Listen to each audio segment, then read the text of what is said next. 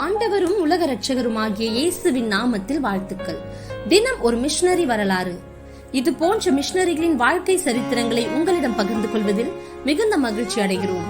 இன்றைய missionary John knocks. இவர் பிறந்தது 1514, மறைந்தது 24/11/1572. ஊர் ஹாரிங்டன், நாடு ஸ்காட்லாந்து, தரிசன பூமி ஸ்காட்லாந்து. ஜான் நாக்ஸ் ஸ்காட்லாந்தின் கிறிஸ்தவ திருச்சபை சீர்திருத்தத்தின் முன்னணி தலைவராக கருதப்படுகிறார். கிபி 1514 பிறந்த அவர் ஸ்காட்லாந்து திருச்சபையில் நீதிக்கேற்ற முறைமைகளை வகுத்தளித்து ரோமன் கத்தோலிக்க போப் ஆளுமை கொள்கைகளை எதிர்த்தார்.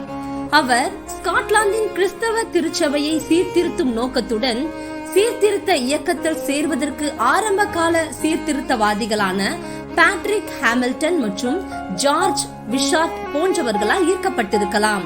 அதற்கு பிறகு அவர் ஜார்ஜ் விஷார்ட் விட்டு சென்ற சீர்திருத்தத்தின் பணிகளை தொடர்ந்தார். பின்னர் சர்ச் ஆஃப் இங்கிலாந்தில் ஊழியம் செய்ய அதிகாரப்பூர்வ உரிமம் பெற்றுக்கொண்ட அவர் 6ஆம் எட்வர்ட் மன்னரின் ஆட்சியில் அரச ஜெப ஆலயத்தின் அதிகாரியாக அவர் உயர்ந்தார். ஆனால் இங்கிலாந்தில் ராணி மேரி ஒன்று ஆளுகைக்கு வந்து ரோமன் கத்தோலிக்கத்தை மீண்டும் ஸ்தாபிக்க முயன்ற போது நாக்ஸ் தனது பதவியை ராஜினாமா செய்து நாட்டை விட்டு வலுக்கட்டாயமாக வெளியேற வேண்டியிருந்தது. இத்தகைய சூழ்நிலையில் ஜான் நாக்ஸ் ஜெனீவாவுக்கு சென்றார். அங்கு அவர் ஜான் கால்வினை சந்தித்து அவரிடமிருந்து சீர்திருத்தப்பட்ட இறையியல் அறிவையும் அனுபவத்தையும் பெற்றார். 1555 ஆண்டில் ஸ்காட்லாந்தில் ஒரு சீர்திருத்த குழு அவரை அங்கு திரும்பி வரவழைத்தது. பின்னர் அவர் ஒரு புதிய சேவையின் ஒழுங்குமுறையை ஏற்படுத்தினார். அதை ஸ்காட்லாந்து திருச்சபையால் ஏற்றுக்கொள்ளப்பட்டது. 1559 ஆண்டில் அவர் எடின்பர்க் சபையில் ஊழியராக தேர்ந்தெடுக்கப்பட்டார். தனது பிரசங்கங்கள் மூலம் ஸ்காட்லாந்தில் வளர்ந்து வரும் புராட்டஸ்டன்டின் சத்தை வடிவமைக்க உதவினார்.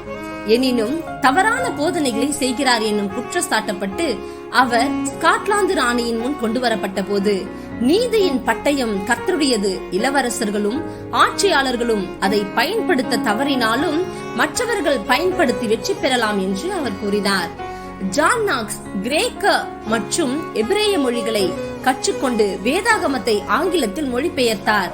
தனது வாழ்க்கையை சுவிசேஷத்தை பறைசாற்றுவதற்காகவே அர்ப்பணித்த அவரது சத்தம் 500 எக்காலங்களுடைய சத்தத்தை காட்டிலும் உயர்ந்தது. அதேபோல் சத்தியத்தை தொடர்ச்சியாக அறிவிப்பதில் அது அரசர்கள் மற்றும் பிரபுக்களின் சத்தத்தை காட்டிலும் உயர்ந்ததாக காணப்பட்டது. பல ஆபத்தான சூழ்நிலைகளை எதிர்கொண்ட போதிலும் அவை எல்லாவற்றிலும் இருந்து கர்த்தரின் கிருபையால் பாதுகாக்கப்பட்டு 1572 ஆண்டில் நவம்பர் 24 அன்று எடின்பர்க்கில் இயற்கையான மரணத்தால் தனது மீட்பரிடம் சென்றார். அன்பரே, திருச்சபையில் உள்ள உபதேச குறைபாடுகளை சரி செய்வதில் உங்கள் பங்கு என்ன? ஆண்டவரே, உமது சத்தியத்தில் உம் திருச்சபையை வழிநடத்த என்னை உயிர்ப்பியும். ஆமென். கர்த்தர் தாமே உங்கள் அனைவரையும் ஆசிர்வதிப்பாராக.